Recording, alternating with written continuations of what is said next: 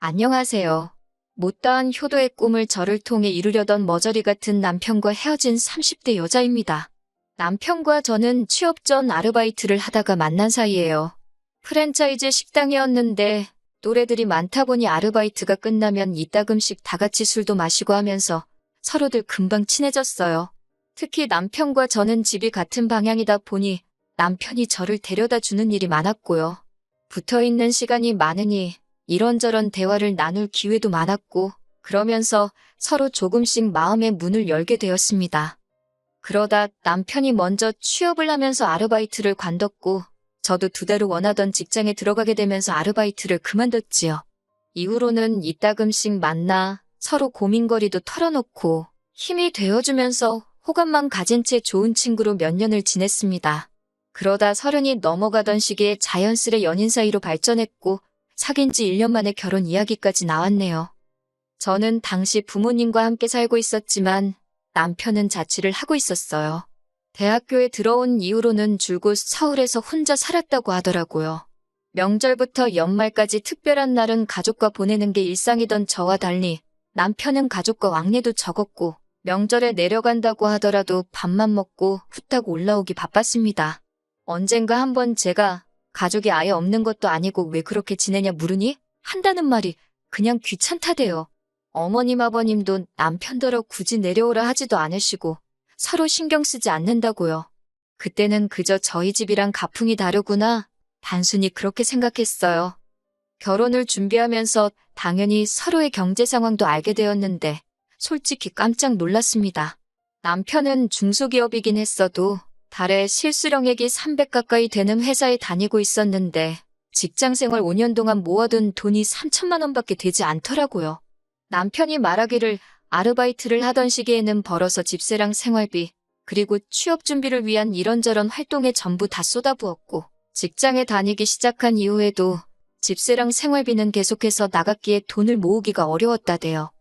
남편 말을 듣고 나니 아주 이해가 안 되는 건 아니라서 그러냐 하고 더는 따지지 않았습니다. 둘이 결혼해서 안정적인 가정을 꾸리면 얼마든지 나아질 사정이란 생각도 들었으니까요. 아무튼 그렇게 남편이 모아둔 돈 3천에 시댁으로부터 2천만 원을 추가로 지원받았어요. 형편이 좋지 않은 시댁이라서 2천만 원을 해주신 것만으로도 감사했네요.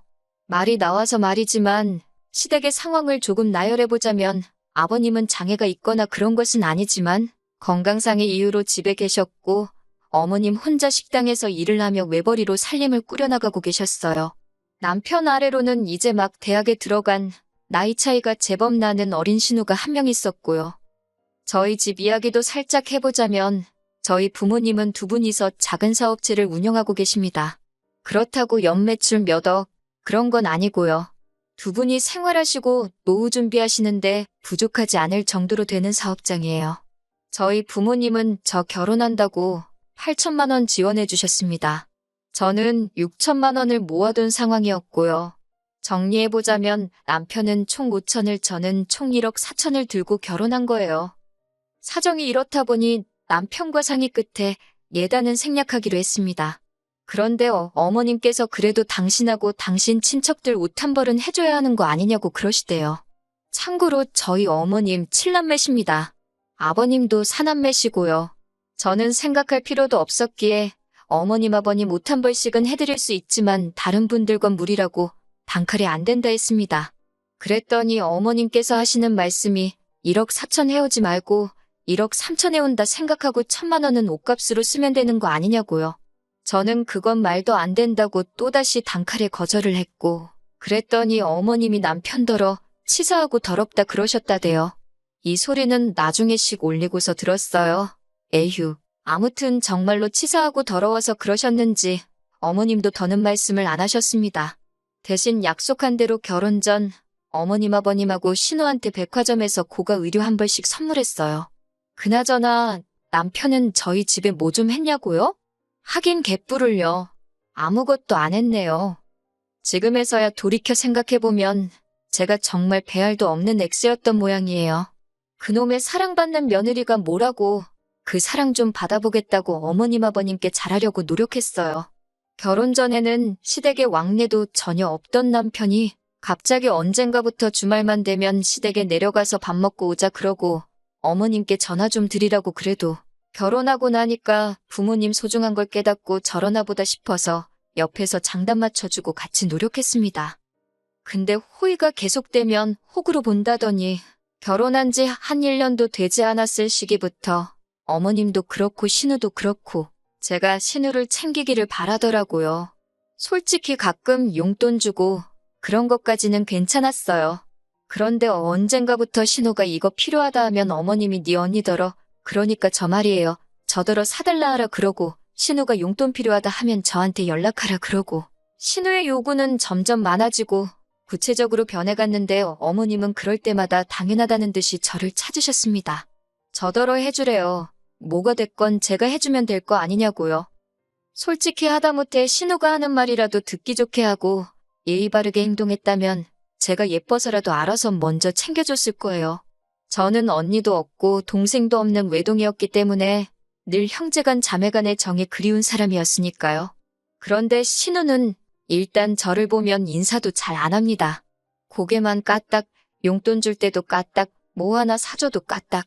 하루는 어디서 배워먹은 버르장머리인가 싶어서 참다 못한 제가 인사를 그렇게밖에 못하냐 물으니 신우가 눈을 치켜뜨면서 그러면 뭐 절이라도 할까요? 그러는데 온갖 정이 뚝 떨어지더라고요. 그래서 그 일 이후로는 용돈이고 쇼핑이고 싹 끊었습니다. 그랬더니 며칠 뒤 어머님께서 연락을 해오셔서는 신우가 풀이 죽어있다며 무슨 일이 있었냐고 물으시대요. 그래서 신우가 그간 저에게 보인 태도에 대해서 낱낱이 이야기하니 기껏 하신다는 소리가 당신들, 그러니까 어머님 아버님 말이에요. 한테도 그런답니다. 그러면서 신우가 막둥이라 수줍음도 많고 저는 올케니까 어려워서 그러는 거라며 어른인 저더러 이해를 해주라나요. 대학생도 어린애로 쳐줘야 되는 건지 그러면 어머님이 옆에 끼고 살지 그러세요 소리가 정말 목구멍까지 올라오는 걸 간신히 참았네요. 그렇게 신우 일이 어느 정도 일단락 되던 무렵 남편은 남편대로 제 속을 뒤집어 놓는 소리를 하더군요. 뜬금없이 어머님 아버님께 생활비를 드리고 싶다나요. 제가 드리고 싶으면 드려라 대신 그럼 나도 친정부모님께 생활비 보내드리겠다 했습니다. 그랬더니 남편이 한다는 말이 그러면 자기는 시댁에 50만 원을 할 거니까 저는 30만 원만 하래요. 어이가 없어서 심지어 약간이긴 하지만 제가 실수령액도 더 많은데 제가 왜 그래야 하냐고 그런 법이 어디 있냐 물으니 자기네 집은 어머님 혼자 외벌이지만 저희 집은 장인 장모님 두 분 다 돈을 벌지 않으시냐며 그러니 어려운 집을 더 많이 도와줘야 한다나요? 솔직히 저는 아버님이 진짜 어디가 안 좋아서 일을 안 하신다고 생각하지 않아요. 제가 앞에선 건강상의 이유라고 했지만 사실 막상 병원에 모시고 가면 의사들이 하나같이 신체에는 아무 이상이 없다 합니다. 그런데도 아버님은 다 돌팔이들이라며 당신은 여기도 저기도 안 아픈 데가 없다고 어찌나 앓는 소리를 하시는지 그래도 약주 드시고 담배 피시고 당신 하고 싶은 건 다 하세요. 그런데 무슨 그런 아버님이 돈을 안 버시니 더 어려운 집이라고요? 말 같지도 않은 소리였지요. 이 일로 남편과 저 정말 대판 싸웠습니다. 남편은 아버님의 건강을 의심하는 제가 괘씸하다며 야단이었고 저는 저대로 내가 호구로 보이냐고 악을 썼거든요. 그래도 제가 워낙 단호하고 완강히 나갔던 덕에 결국 생활비를 드리잔 말은 없던 걸로 되었습니다. 하지만 그러면 뭐 하나요? 그 일이 있고 얼마 지나지 않아 남편이 생활비를 드리자는 개소리를 했던 이유를 알게 되었습니다. 하루는 어머님께서 연락도 없이 저희 집에 오셨는데 저를 붙들어 앉혀놓고 하시는 말씀이 저희 결혼할 때 주신 돈을 돌려달랍니다. 어이가 없어서 그게 무슨 말씀이시냐 하니까 2천만 원 그거 신용대출 받아서 주신 거였대요. 그런데 이제 갚아야 되는데 외벌이에다가 신호까지 돈을 써대니 어떻게 감당이 안 되신다면서 저더러 그 대출을 갚아주던가 아니면 생활비를 보태주던가 하라나요? 그 일로 남편하고 또 대판 싸웠습니다. 남편은 신용대출인지 몰랐다면서 저더러 그냥 돌려드리자는데 돌려드릴 돈도 없었고 솔직히 억울하더라고요. 그래서 생활비를 드리던지 말던지 알아서 하라고 대신 월급엔 손 떼지 말고 당신이 투잡을 뛰던 쓰리잡을 뛰던 따로 벌어서 드리라 했습니다. 남편은 저더러 너무한다. 서운하다 했지만 저는 들은 채도 안 했어요.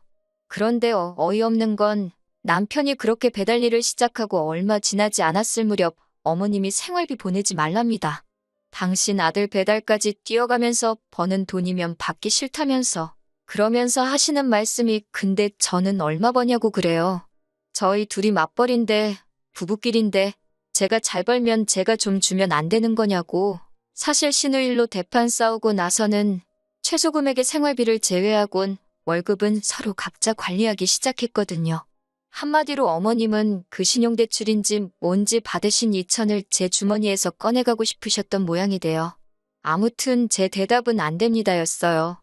어머님이 보태주셨다는 그 2천만 원, 이 집 얻는 데다 썼는데 어머님 아들인 남편이 그 2천만 원 이상 누리고 살고 있으니 받으셔야 되면 그쪽에다 이야기하시라고요. 그리고 얼마 후 남편과 제가 끝끝내 이혼하게 된 결정적인 사건이 있었습니다. 저희 친정아버지 생신이 다가오고 있었기에 이틀 전부터 남편에게 전화 한 통은 드리라고 꼭 드리라고 신신당부를 했어요. 정말이지 부탁을 했네요. 저는 참고로 어머님 아버님 생신 때 전부 다 시댁에 내려가서 생일상 차려드리고 용돈도 드렸습니다. 하지만 남편한테 저랑 똑같이 하라고 그런 건 바라지도 않았고 전화만 한 통 드리라고 했어요. 사실 친정 부모님께선 아직도 저희 남편을 많이 어려워하시거든요. 자주 보지도 않지. 그렇다고 뭐 연락을 자주 하는 것도 아니지. 그래서 제가 정말 부탁을 했습니다. 그런데 이 인간이 끝끝내 안 하더라고요.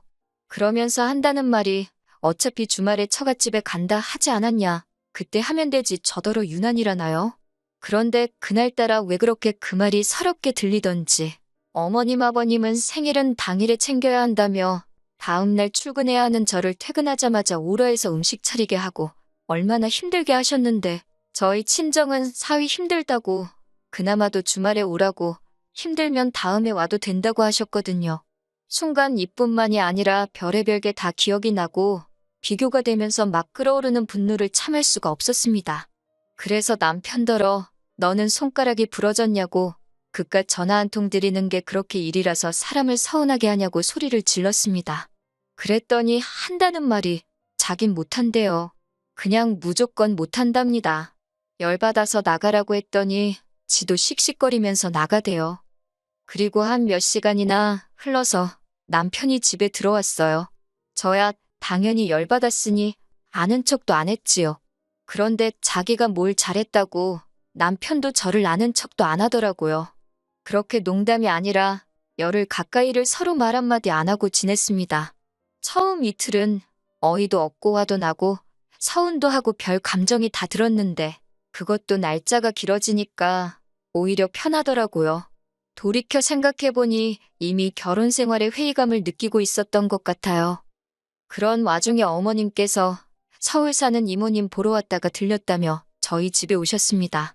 하지만 눈치가 보아하니 이미 남편과 제 사이에 있었던 일을 알고 계신 것 같더라고요.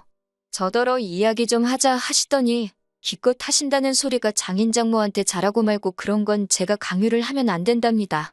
평생 남남으로 살았는데 얼마나 불편하겠냐면서 잘해라 어째라 그런 거 강요하는 게 아니래요. 그리고 남자는 원래 누가 뭐 하라고 시키면 더 엇나가게 되어 있다면서 시간을 주라 하시질 않나? 남자는 원래 어르고 달래야 하는 존재니까 잘한다 잘한다 칭찬해주고 항상 고맙다 하면 자기가 알아서 더 잘하려 들거라질 않나. 듣는데 어찌나 황당하던지 저도 모르게 어머님더러 제가 지금 남편하고 살지 애 키우는 거 아니지 않냐고 물었습니다. 성인 2명이 사는데 누가 누굴 어르고 달래느냐고요. 그러면서 어머님 말씀대로면 저도 어머님 아버님은 물론이고 신우도 너무 불편하다고 그랬어요. 저한테 잘하기를 늘 강요하시던 분이 어머님 아니시냐고. 그런데 어머님이 그런 말씀을 하시니까 황당하다고도 했지요. 그랬더니 어머님이 저더러 무슨 말을 그렇게 하냐면서 결국 어머님이 계신 자리에서 남편더러 친정아버지한테 생신 축하드린다고 전화 한 통 해달라는 게 내가 어머님한테 이런 소리까지 들을 이야기냐고 따졌습니다. 부부 사이에 서운한 일이 있었으면 나랑 풀어야지. 그걸 어머님께 쪼르르 이야기하느냐고 쪼다 같은 자식이라고도 했네요. 그러면서 남편더러 네가 나한테 해준 게 뭐가 있냐고 따지다가 그냥 나가라고 했습니다. 너 들고 온 5천에서 네 여동생이 뜯어간 돈부터 시작해서 네가 처먹고 쓰는데 들어간 돈 다 계산해서 까면 한 3천이나 되겠냐고. 그리고 네가 내 차는 또 얼마나 끌고 다녔냐고. 내가 남은 돈은 알아서 돌려줄 테니 어머님 빚이나 갚아드리라 했어요. 그제서야 남편은 제가 농담이 아니라는 걸 눈치챘는지 저더러 진정하라며 자기가 잘못했다고 하는데 그 꼴도 보기가 싫더라고요. 어머님도 당신은 그런 뜻이 아니었다며 마음을 가라앉히라는데 그 소리도 듣기 싫고 그래서 다 나가달라고 했어요. 내 집이라고 나 좀 내버려두라고요. 혼인신고 안 되어 있는 게 어찌나 다행이다 싶던지. 너 같은 놈한테 들인 시간과 공이 아까워서 억장이 무너지지만 그래도 더는 이렇게 못 살겠다 하곤 완전히 이별을 고했네요. 솔직히 지금도 후련하다기보다는 찝찝해요. 혼인신고만 안 되어 있지. 절 아는 사람들은 어차피 다 저를 이혼녀로 볼 테니까 그것도 화가 나고 계속해서 미안하다고 연락해대는 남편도 재수없고 남자가 원래 철이 없다는 헛소리나 하시는 어머님께는 그러니 아버님이 그따위로 사시는 거라 쏘아붙이고 싶어요. 그래도 차마 저희 친정부모님 얼굴에 먹칠할까 싶어 마지막 말만큼은 안 하고 누르고 또 누르는 중이네요. 하루빨리 후를 털어버릴 수 있으면 좋겠습니다.